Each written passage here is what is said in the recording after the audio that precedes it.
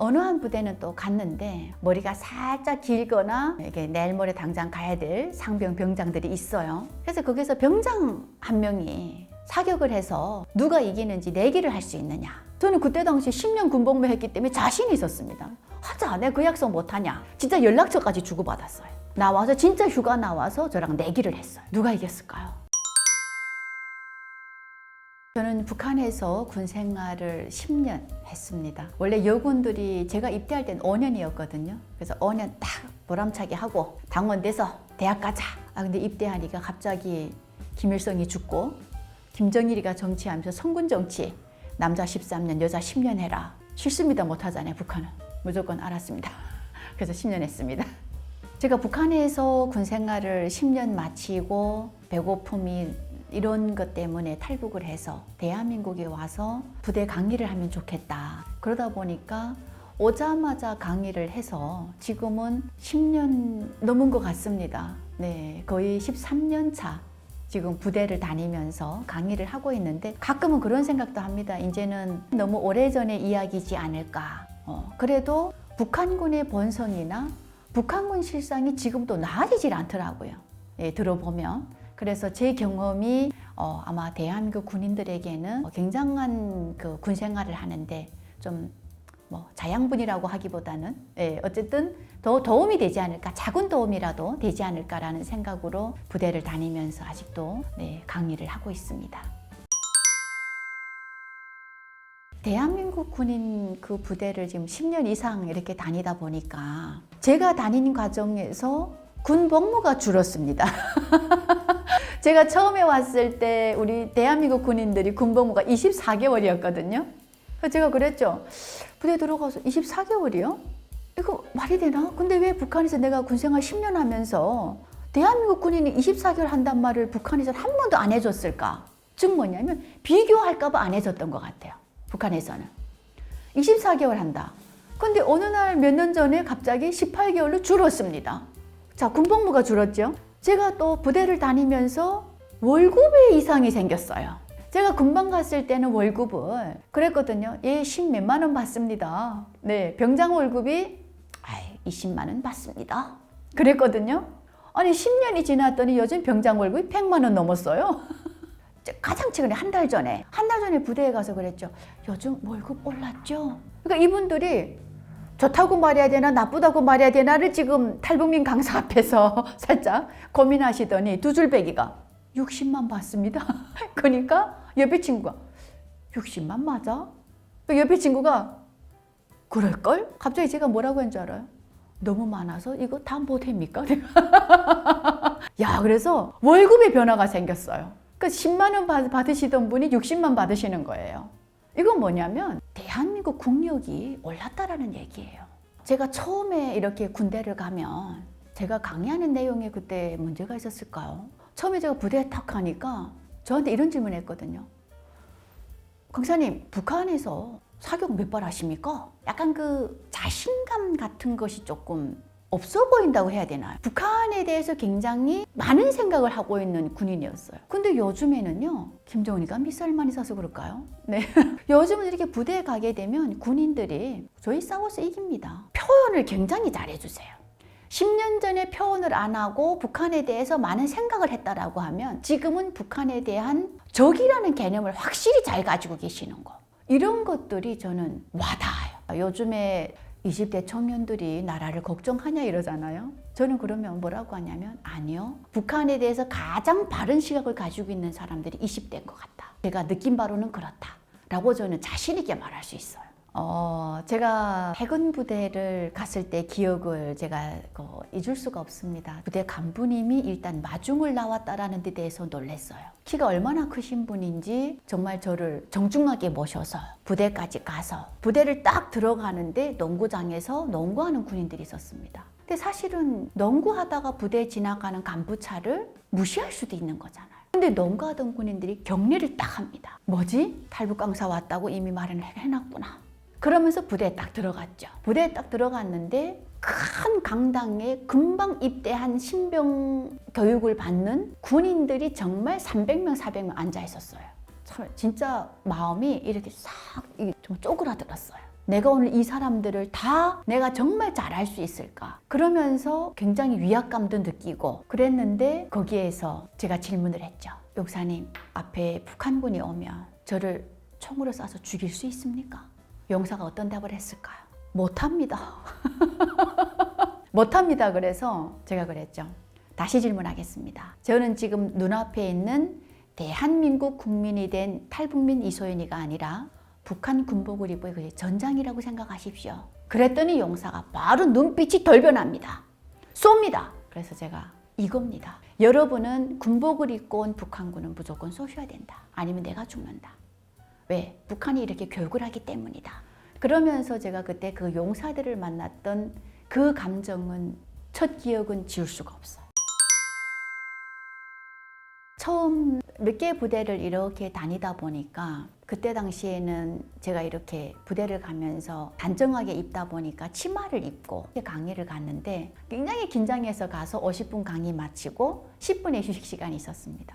10분 딱 쉬는데 갑자기 등골에 진짜 50분 동안 강의한 이후에 정말 땀이 날 정도의 자신 있게 제가 막 했지만은 정말 잘했을까 못했을까라는 이런 생각이 있을 거잖아요. 치마를 입고 앉아서 이렇게 휴식 시간을 가지고 있는데 어떤 분이 와서 갑자기 수건을 한 장 건네면서 저한테 무릎에다 이렇게 건네주는 거예요.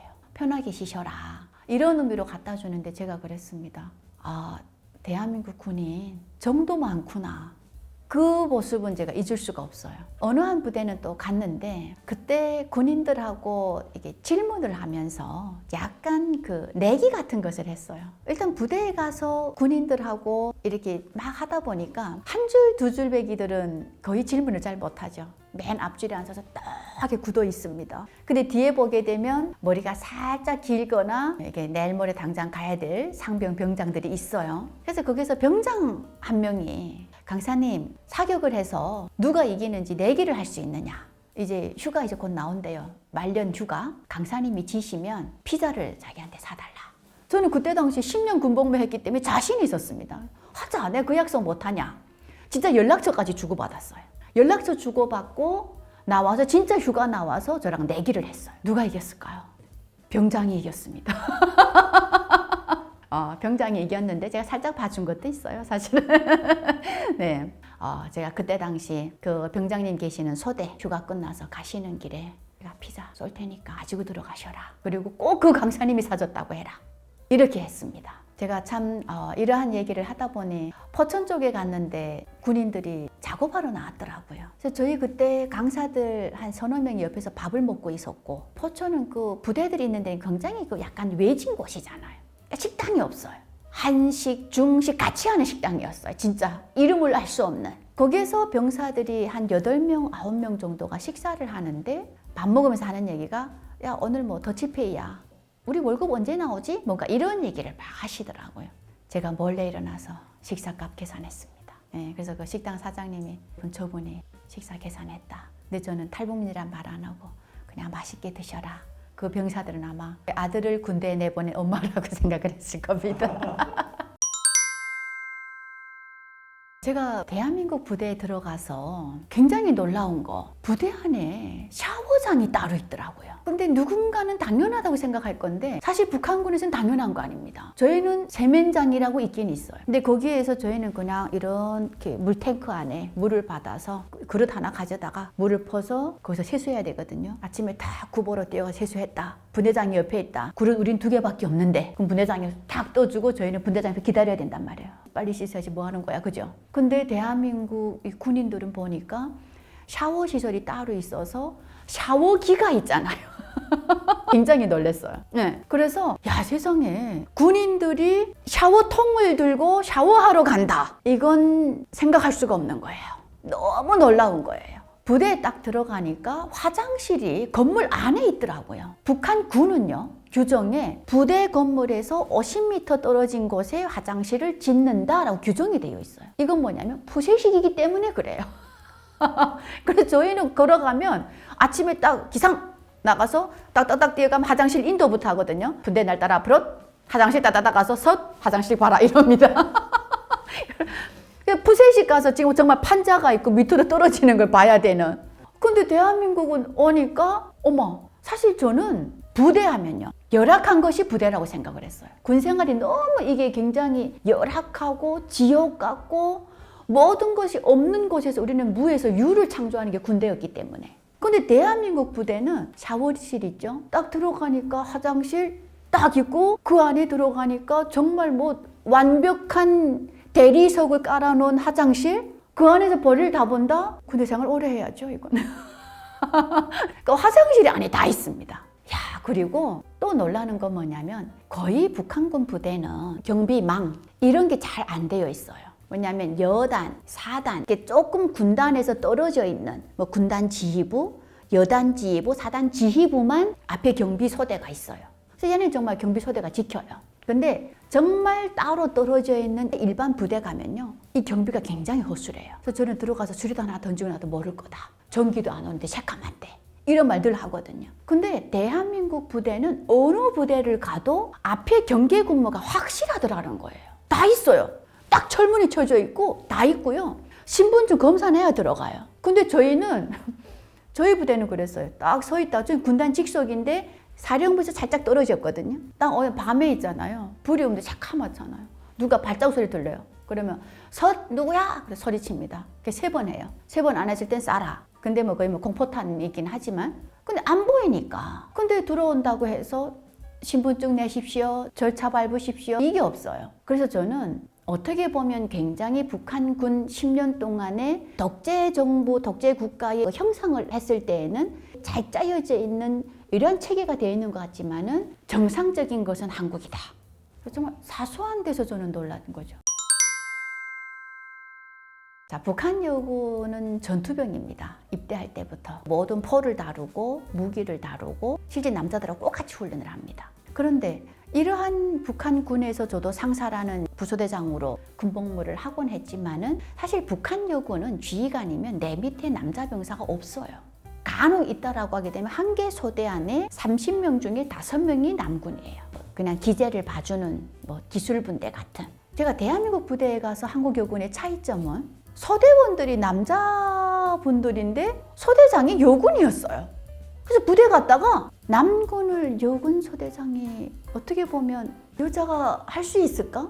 근데 그 여군 소대장이 20대였어요. 얘들아 앞에부터 채워서 앉아! 하니까 알았습니다! 앉아요. 얘들아 강사님께 박수! 짜짜짜! 저희는 북한에서 제가 우리 소대에 남군 5명이 있었거든요. 근데 분대장이 중사가 나보다 나이 많아요. 군복무 13년 하다 보니까 나이가 이상이고 남자이기 때문에 오분대장 동지라고 해야 되고요. 이걸 이렇게 하는데 어떻게 생각하십니까? 라는 거의 의논 수준으로 해야 되는 거예요. 근데 여기는 여군이 남군을 지휘한다. 굉장히 놀라운 일이었습니다.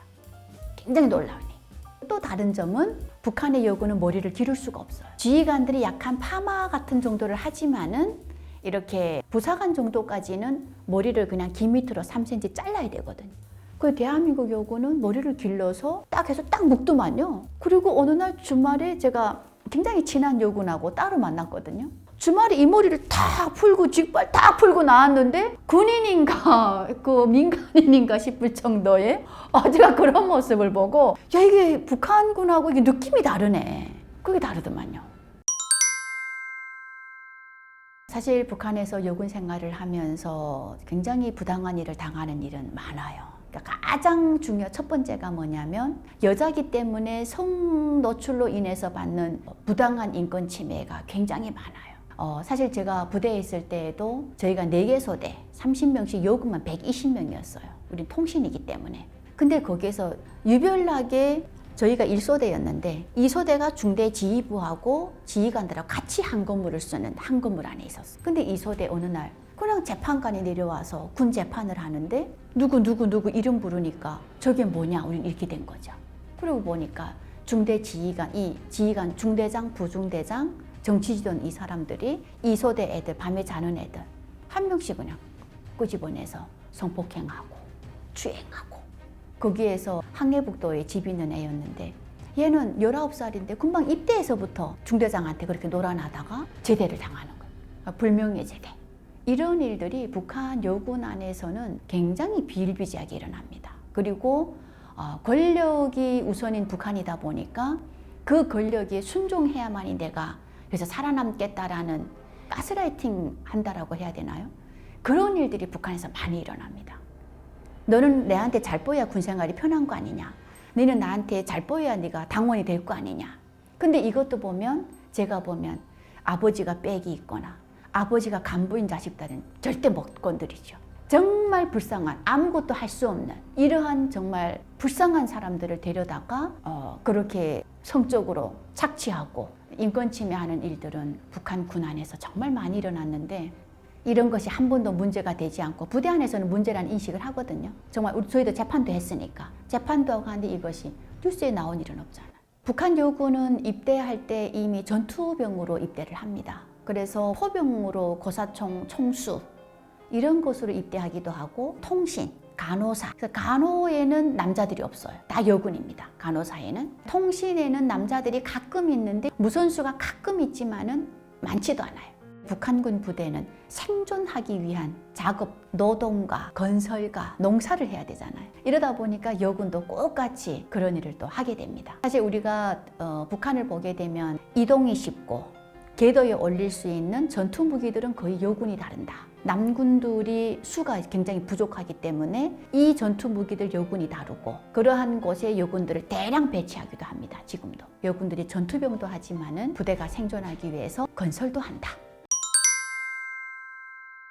저는 탈북민으로서 대한민국에 와서 고민, 어떻게 보면 뭐 살아가는 고민, 뭐 직업적인 고민도 누구나 할 수 있는 고민이 있을 겁니다. 그런데 탈북민의 고민이 있어요. 저는 아직 북한에 가족이 있고 늘 풀지 못한 숙제 같은 것이 있습니다. 저희는 가족하고 내가 연락하고 싶을 때 연락을 할 수 있거나 내가 화상통화, 영상통화를 할 수 있을 때 할 수 있는 그런 가족이 아니기 때문에 혼자서 탈북해서 와서 살아간다라는 그러한 죄책감, 혼자서 이 행복한 대한민국을 누리며 산다라고 생각하는 죄책감, 이 모든 것을 가족과 함께 하지 못한다라는 숙제 같은 이러한 고민이 있어요. 그래서 탈북민들이 누구나가 생각하는 고민은 남겨진 가족 또는 두고 온 고향, 이런 것이지 않을까 싶습니다. 저는 사실 탈북민 이소연으로 최근에 비욘드 유토피아라는 다큐 영화에 출연을 했습니다. 가정을 이루고 남겨뒀던 아들을 탈출시키는 과정을 그린 영화인데, 사실 그 아들은 제가 한국에 못 데려왔어요. 중간에 사고가 나서 북송되어서 그러한 그 영화에 제가 참여를 했습니다. 사실은 해피엔딩으로 끝날 줄 알고 시작했던 영화가 마무리는 정말 아쉽게 그렇게 되지 못한 정말 한 가족의 이야기, 그 옆에 제 아들이 실패를 하다 보니까 성공하는 가족을 데려오다 보니까 또 해피엔딩으로 끝나는 가족의 이야기, 두 가족의 이야기를 그린 비욘드 유토피아라는 영화가 있습니다. 저는 대한민국 국민들이 제 영화를 좀 많이 봐주셨으면 좋겠어요. 이유는 뭐냐면 우리가 막연하게 정말 오늘 제가 이 방송 채널에서 북한의 이야기를 했던 이러한 일들이 정말 다큐라는 영화에 담겨져 있고, 우리가 북한을 정말 올바르게 바라볼 수 있고, 내 옆에 누군가는 그들도 사람이고 보편적인 가치를 누리는 인간임에도 이러한 고통 속에 살아온다라는 것을 그려진 영화이기 때문에 대한민국 국민들이 보셨을 때 살아갈 수 있는 희망과 용기를 주는 또 한편의 영화이라고 생각을 합니다. 비욘드 유토피아 영화가 저는 아들을 만날 수 있다는 희망을 가지고 참가한 영화이기 때문에 여러분들이 많이 봐주시고 또 관심 가져주시고, 요즘의 바람은 그 바람밖에 없어요. 엄마의 이야기, 이 이야기가 정말 저는 잘 됐으면 좋겠습니다.